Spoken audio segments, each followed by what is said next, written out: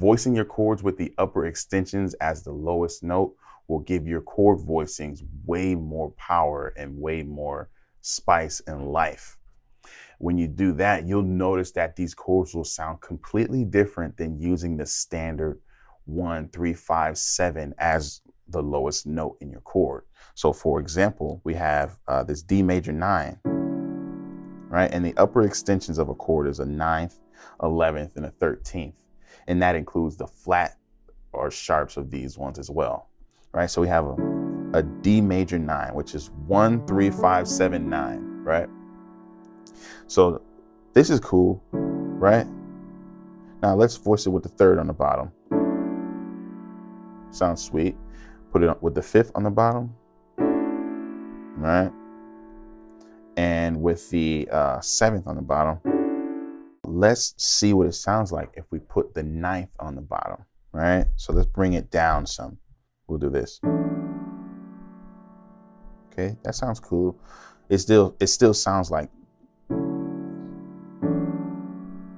know, a little bit different. But let's look at the chord and root position one more time. Right? If you look in it, we have a major triad, right? Okay, and the 5th of this A major triad is E, right? And that's the 9th of this D major 9. So let's take this A major triad, let's play it in 2nd inversion, which means the 5th is the root or the lowest note, right? So in that D major 9 chord, the only notes that we're not playing is the D and F sharp. So let's add those like right up here. You see, it's like a completely different sound. And because the lowest notes tend to sound like that's the home, if you will, it kind of sounds like an E chord, right? And this is actually a chord that people use for their 5. So it sounds like a 5 of A major. But in the context of this, it's actually a D major 9. So, okay. All right. And it sounds different up here. Sounds more like a D major chord when you play it higher. Okay. When you play it right here, that E stands out. Let's look at a different chord. Let's do a minor 9, right?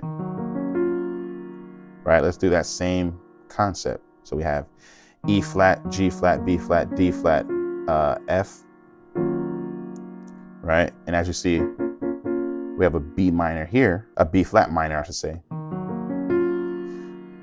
So let's play that in 2nd inversion with our left hand. And let's add the 1 and the 3 up here. Completely different chord.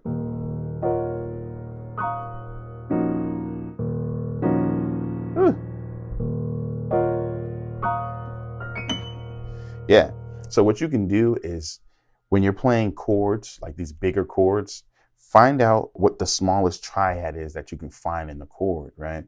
And use that chord in your left hand, right? Don't play it in root position.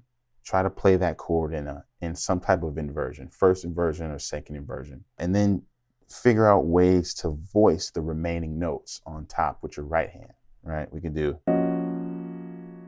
that's still our E minor, E flat minor, right? E flat minor 9, right? So E flat minor 9 to D flat major 9.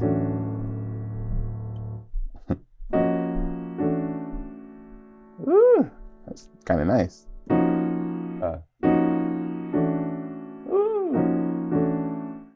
I hope you see the power of voicings by now. When you take those upper extensions and put them at the bottom of your chord, you can really create some great voicings.